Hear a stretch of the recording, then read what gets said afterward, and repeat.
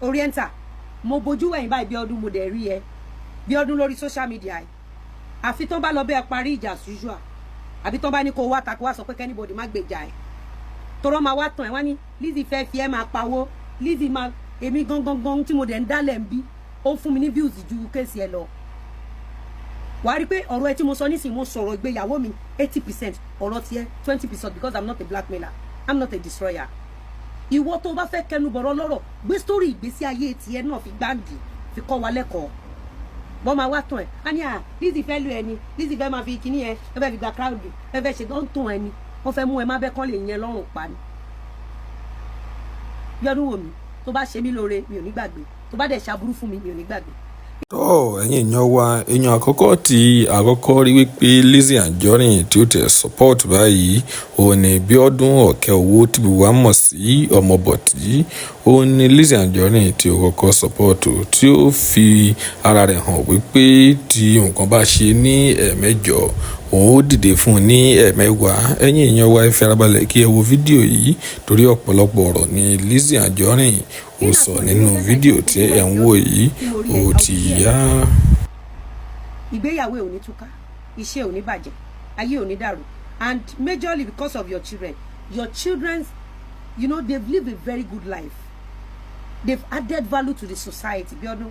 majorly because of your 2 children that lived a very good life a very decent life your children have never lived a competitive or destructive life on social media they've never come to this social media láti ṣe aburú Bíọ́dún I will be here always yes I will be here for you èmi ò dẹ̀ ń dààyàn àfi tó bá dà mí tó bá bá yín lọ parí ìjà ìwọ àti Gistlover tó ń mú yín wọlé bá yín parí ìjà so be it I don't care in fact ìwọ àti ẹ lè máa rẹ́rìn tó bá ń wá fún ẹ má dẹ̀ máa dúró o ti rí tí o ti máa bá mi jẹ̀mí á dẹ̀ máa gbèjà ẹ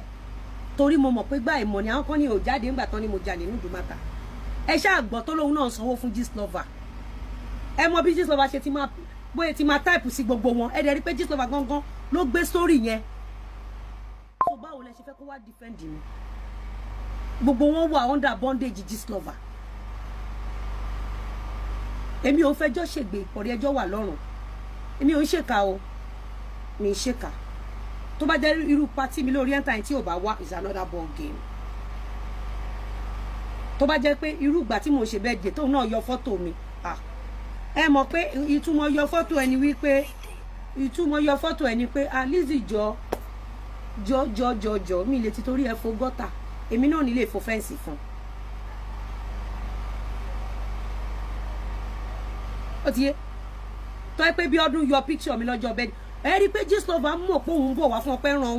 ẹran òun ni wọ́n òun lè ṣe pé tó bá ti má ṣe bẹ́ẹ̀ dé ó máa lọ àtàkì gbogbo wọn á máa lọ bá wọn ní DM pé kán yọ fọ́tò mi á máa ra fake pt pẹ̀lú rọ́ Bíọ́dún did never remove my picture and at Oriental ẹ má gbàgbé pé mi ti attend the party Bíọ́dún rí history of my life and Bíọ́dún did not consider that Bíọ́dún came for my own party so mo máa fi social media yìí máa fi ṣe balance gbèsè tí mo jẹ Bíọ́dún party Bíọ́dún tí mi ò wá rí ó ti yẹn so Bíọ́dún mi rí jù bẹ́ẹ̀ lọ ó ṣe darling ọlọ́wọ́ bá mi jẹ́ mú